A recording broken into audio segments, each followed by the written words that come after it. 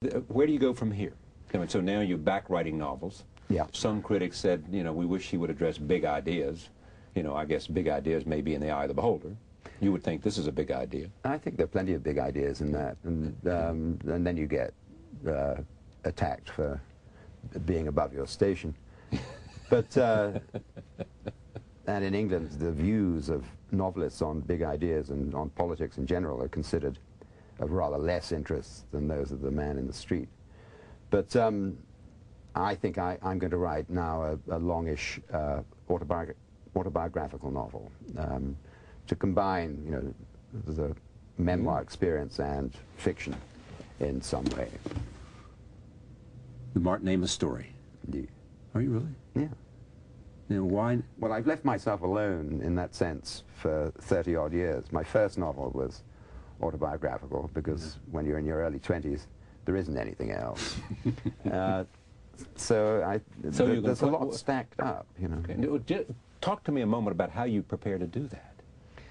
You say the magic words of Nabokov. You say, speak memory.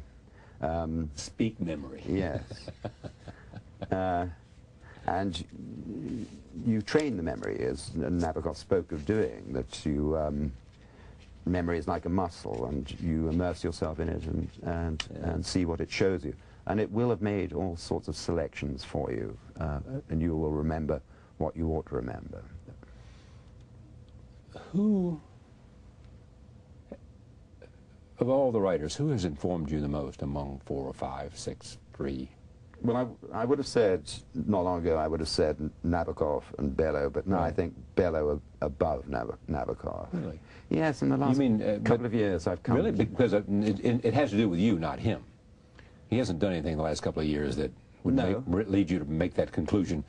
His greatest works were not of the last 2 years. No, indeed.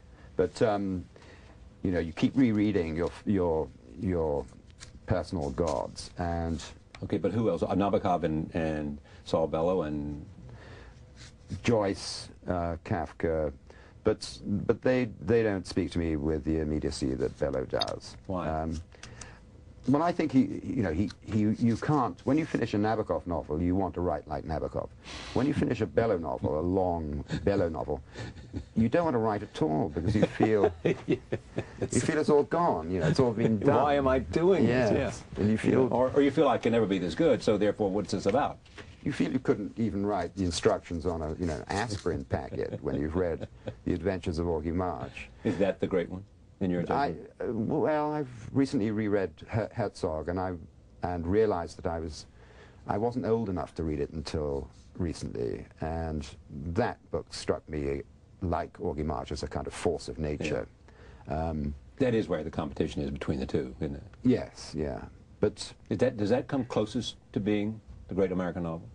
Augie March, I think. Yes, I think it does, because it's yeah, all the trails went cold in 1953 when it came out, because it tells America what it is from the immigrant experience outward. Let me make one point here. Go ahead. I don't mean to interrupt you. No, no. Go ahead. One point here about this is that you have said what you would love for your readers to feel if you could achieve something, it would be the same enthusiasm you had as a young man reading Nabokov. And Bellow. And Bellow. Yeah, that sense when you're... What was that? Go ahead. It's the sense when you're browsing through a library and you're picking up books and trying on various writers almost like outfits. And then suddenly you read someone and you can tell after half a page, you're saying, this one is speaking directly to me. He has me in mind. It's an illusion. Yeah. But, and then with a sudden nod, you say to yourself that I will have to read everything they've written and then reread it. Because he is inside my head, or she is inside my head. Exactly, yes. She understands. Yeah. It's as if she knows me and she's telling me exactly what I want to hear. This book is called Yellow Dog, Mart Amos. It is always a pleasure to have him on this broadcast. And again, read Yellow Dog and decide for yourself. Thank you. Many thanks.